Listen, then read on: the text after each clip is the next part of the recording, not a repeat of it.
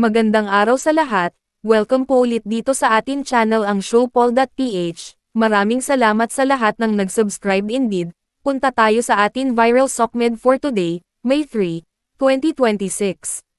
12 government system disabled. eGov baka magsara dahil walang pambayad ng cloud server space. Pag may bagong feature, nag-reset po yan. Kaya, okay. Pero kapag walang bagong feature, face recognition na lang yan para makapasok ka.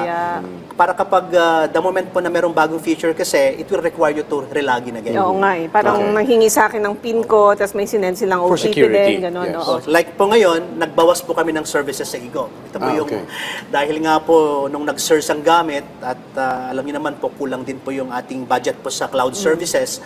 So, the only way po na maging maayos ang eGov, binawasan po namin ng mga ibang integrations. Okay. So, this is the reason kung bakit po nagkaroon tayo ng almost 2 days na intermittent po yung connection. Okay. Dahil po yung sobrang dami pong gumagamit. Alright. Yusek, well, follow up dun sa nabanggit mo, since nagbawas kayo ng ilang services, are we planning to put it back? Ano pong plano natin doon? Meron po ba naantalang ibang serbisyo dun sa mga binawas natin? Opo, lalo po yung eKYC, no? Kasi yung ating pong Digital National ID, meron tayong 90 million na ngayon na Digital National ID.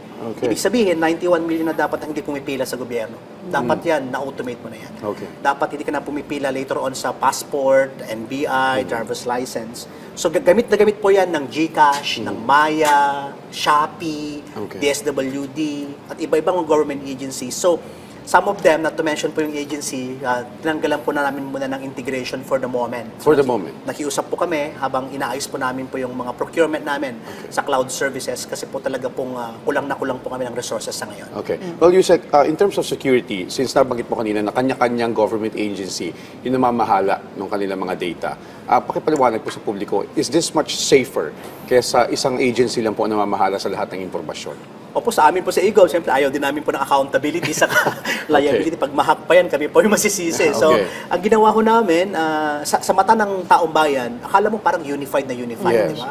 Pag nag-submit ka ng data mo, makikinabang lahat ng agency. Yan po yung power po ng DX platform natin, yung data exchange platform namin.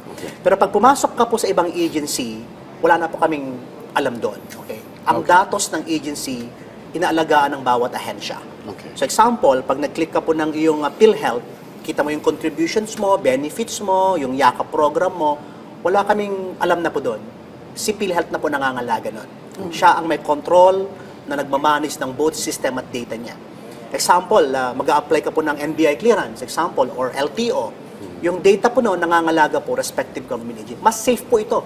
Saka meron pong accountability ang bawat ahensya. No?